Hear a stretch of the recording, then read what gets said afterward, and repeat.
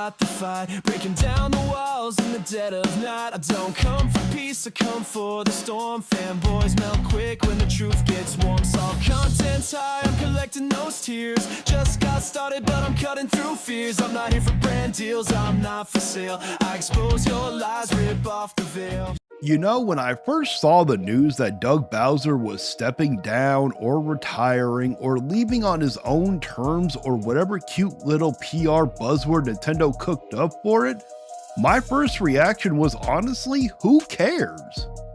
Like, generally, who cares? Doug Bowser was the definition of a background character. The man had all the charisma of a wet sponge, all the energy of an unplugged controller, and all the impact of a Joy-Con drift lawsuit settlement coupon. If Doug Bowser walked into your house, sat down on your couch, and started playing the Switch too, you wouldn't even notice until he coughed and asked you if you had any water. That's how forgettable he is. And I wasn't even planning to make this video, I wasn't. I was like, nah, this one's not worth it. Nobody's gonna click on goodbye Doug Bowser unless it's clickbait about Mario. But then the floodgates opened, my comment section blown up saying, Vigilante, talk about Bowser. Vigilante, cook this clown. Vigilante, don't let him get away with it. And at first I resisted, but then I thought about it and I realized this is actually the perfect send-off, because Doug Bowser's legacy isn't about being remembered as a great leader, it's about being remembered as a walking joke. So let's give him the send-off he deserves. But before we dive in, smash that like button, hit the hype button, share this video to every corner of the internet, because the Vigilante is about to put the final nail in Bowser's coffin. So here's the thing, whether Doug Bowser was fired, forced out, generally stepping down, doesn't matter, it doesn't. The fanboys will pretend it matters, because they'll be crying into their Animal Crossing pillows about Daddy Bowser leaving. They are the same guys who have been simping for Bowser like he was a Nintendo Direct announcement. They'll be like, oh no, Daddy Bowser, who will tell us to buy a Switch 1 when we can't find a Switch 2? Who will defend variable pricing? Who will smile awkwardly while Nintendo charges us $80 for a Mario Kart World? Relax guys, you'll find someone else to worship. Go practice those Gogog skills on somewhere else, because Bowser ain't coming to your rescue anymore. And let's be real, Doug Bowser wasn't even a real president. He was a punching bag with a name tag. He was a mascot, a face that could trot out whenever Nintendo needed someone to smile, shrug, and say, well, that's just the way it is. It's ironic, isn't it? And the only reason he got the job most likely was because of his last name, Doug Bowser. That's it. Nintendo looked at that name, saw the meme potential, and said, yeah, they'll get us at a laugh on Twitter. Day one, people went crazy. Oh my god, the new president's name is Bowser. Ha ha ha. King Koopa runs Mario's company now. This is hilarious. And that was the peak of his career. His entire 6 years at Nintendo peaked at the moment we all chuckled about his name. Everything after that, downhill, bland, forgettable. The man spent his career cosplaying as the guy in the Mario costume at a kid's birthday party. Smiled, waved, got some cake, then went home. And yet now he's leaving. The fanboys are trying to cook up two narratives. The first is the level-headed one. Oh, he's stepping down on a high note after the Switch 2 launch. He did his job. He's retiring with dignity. Sure, whatever. That's the Hallmark Channel version. That's the thank you for your service LinkedIn post version. Then there's the other one, the one that actually makes sense. The speculative version, this dude got nudged out the door because Switch 2 sales in the US aren't what Nintendo wanted them to be. Shelves are stocked, scalpers are selling consoles at a loss, and this so-called fast-selling console in history is already cooling off. And if there's one thing that Nintendo Japan doesn't tolerate is weak numbers in America. So maybe, just maybe, Doug Bowser's retirement was less about dignity and more about Japan calling into the office and saying, arigato and sayonara, bald man. And you know what else?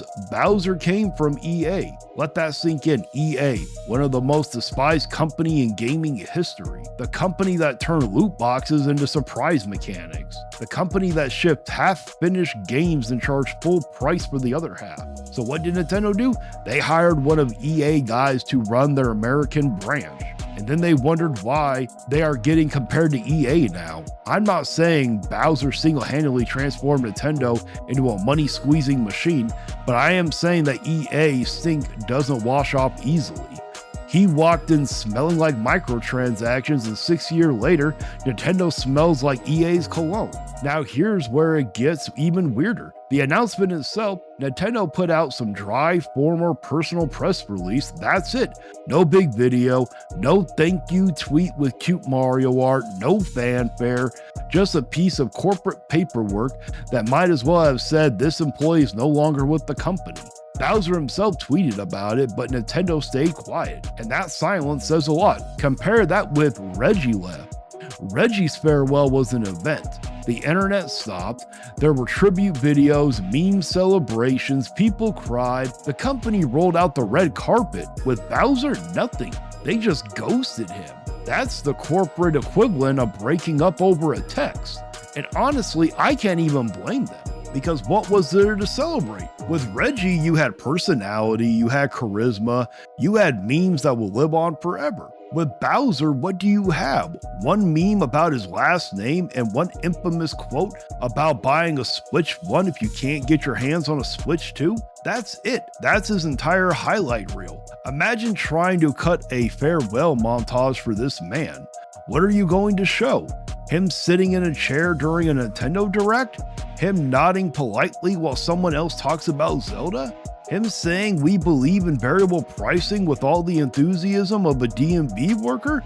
That's not a montage, that's a hostage video. So yeah, fanboys can cry all they want, but let's call it what it is. Doug Bowser's exit isn't some grand retirement, it's a cold, unceremonious shuffle out the door, a handshake, a pat on the back, and a don't trip on the warp pipe on your way out. And you want to know what's even more hilarious when you realize it?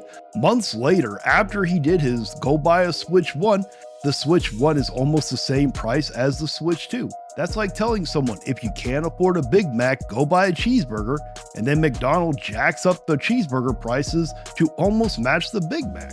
That's Nintendo right now. And don't you dare bring up inflation. Don't you dare hit me with tariffs. Don't you dare wave some fanboy spreadsheet showing yen to dollar conversion rates. Nintendo is raking in record-breaking profits. They could eat those costs and still make regular profits. But they don't, because greed tastes too good, and Doug, he's the face of that greed. Now, do I think he personally raised the price of the Switch 1? No, that came straight from Japan most likely. But do I think Nintendo is perfectly fine letting him take the heat? Letting him be the scapegoat, the fall guy, the bald sacrifice tossed into the fire of fan anger? Absolutely. That's why I call him the Don Matrick of Nintendo. And honestly, it's probably what's best for the company right now. Because let's face it, Bowser's PR was a disaster. He made Reggie look like a rock star. Remember when Reggie left? It was emotional, it was impactful. The whole industry celebrated him. Reggie was Nintendo's hype man, their heartbeat. People still quote him, people still meme him. My body is ready, kicking ass and taking names. He was larger than life. And then you look at Bowser, what quotes does he leave us? If you can't afford it, buy the old one. That's it.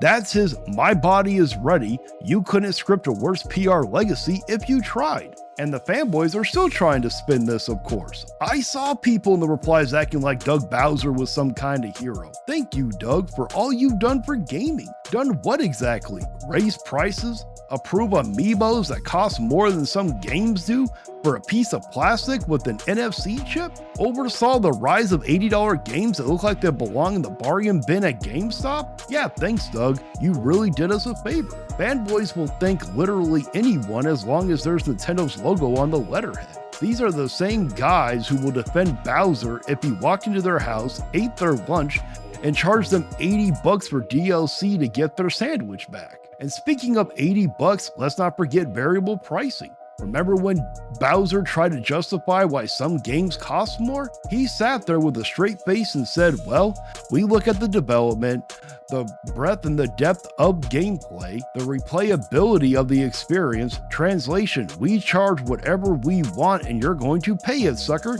That's it. That's Bowser's grand philosophy. Don't ask questions, just consume product and get excited for the next product. And that's how we ended up with an $80 Mario Kart World. That's how we ended up with $70 remaster bundles. That's how we ended up with $40 DLC for games that shipped incomplete. $30 DLC. That's the Bowser era. Now let's talk about his replacement, Devin Pitchford. Oh boy, some people are happy, some people are not. Some people are cheering because she's the first female president of Nintendo America, and others are already throwing tomatoes before she's even sat down in the chair. Me? I don't care if it's a woman. I don't care if it's a man. I don't care if it's a Martian or a Pikachu in a business suit. I don't care about gender, the hairstyles, the PR optics. I will side with whoever sides with the consumer, period. If she does things that go against gamers, against the people keeping this company alive with their wallets, I will blast her into orbit. If she acts more like Reggie, charismatic, someone who actually got gamers and pushed back when needed, then I'll give credit where credit is due. That's how I roll. I'm willing to give her a shot, and honestly, so should you guys. But don't confuse giving her a shot with giving her a free pass. Nintendo has burned too much goodwill for free passes anymore. What we need right now from a president is who's actually going to stand up for gamers, who's going to get the prices lowered down because we benefit from all that. But we've only seen small footage of her. And when you look at the actual footage we have seen of Devin Pitchford so far, the infamous clip here standing there reading lines like a middle school teacher who didn't practice her book report, improved processing power, really vibrant visuals, like she was describing a new box of Frosted Flakes, lifeless, bland, completely disconnected from what gamers actually care about. Now here's where we need to zoom out because the bigger picture is what matters. Nintendo used to be the budget-friendly, family-friendly option, the company you could count on to deliver fun, affordable games that didn't break the bank, the company of Iwata who cut his own salary to save employees, the company of Reggie who fought to give us Wii Sports in the Wii. And now they're greedier than EA, greedier than Ubisoft, greedier than Activision in their Call of Duty milk the cow era. At least EA had the decency to call their loot boxes surprise mechanics and try to pretend it was fun. Nintendo doesn't even bother hiding their greed anymore. They stand there with a straight face, look you dead in the eye and say variable pricing, some games are worth more, translation, pay up sucker. And the face of the transformation? Doug Bowser. That's how history will remember him. He wasn't the savior, he wasn't the innovator, he wasn't even the hype man. He was the corporate yes man, the bland suit who let Nintendo slide into the role of gaming's greediest villain. He turned Nintendo from the company we loved into the company we tolerate because nostalgia has us by the throat. He is Nintendo's Don Matrick, plain and simple. He's the guy who told us to buy a Switch 1 if we couldn't get or afford a Switch 2. He's the guy who defended $80 games like they were a gift from the heavens. He's the guy who turned PR into such a nightmare that Nintendo had to disable YouTube chat replies during directs because people wouldn't stop spamming drop the price. That's his legacy. That's not innovation, not passion, just receipts, quotes, and resentment. So goodbye, Doug Bowser. You will not be missed. You will not be remembered fondly. Your legacy is a meme name, a tone-deaf quote, and a trial of $80 price tags. And now Nintendo wants us to welcome Devin Pitchford with open arms, like she's going to be the one to fix it all. Maybe she will. Maybe she'll surprise us and channel her inner Reggie, actually engaging with the community, actually push for consumer-friendly decisions. But if she doesn't, if she doubles down on the greed, if she keeps feeding us PR lines about processing power while Nintendo charges us for overpriced games, then she's going to get the same smoke Bowser did. Simple as that. And Nintendo, if you really want to fix the mess, you better change course fast. Stop with the price gouging, stop with the nickel and diming, Stop hiding behind nostalgia and PR fluff. Start respecting the people who actually buy your games. Because right now, you're not that quirky, lovable Nintendo anymore. You're the corporate overlord that makes EA look like a charity, and everybody knows it. And that's it for the video. If you truly enjoyed it, why not give it a like, share, and subscribe? I've already smashed my goals 3 times this year, and it's thanks to all of you. Seriously, I can't thank you enough. But now I'm setting my sights on the big one, 5,000 subscribers by the end of the year. I can't get there without your help. And if you really want to support the channel, why not become a member? It's only $1 a month, you get custom emotes, badges, and your name shouted out at the end of every video. Once the list gets too long, don't worry, I'll turn into a proper credit roll so everybody still gets their recognition. Plus, don't forget to check out the merch. Oh, and if you want to catch me live, I'm on every Monday morning around 5 a.m. Pacific Standard Time reacting to the saltiest fanboys the internet has to offer. And until next time, guys, stay vigilant.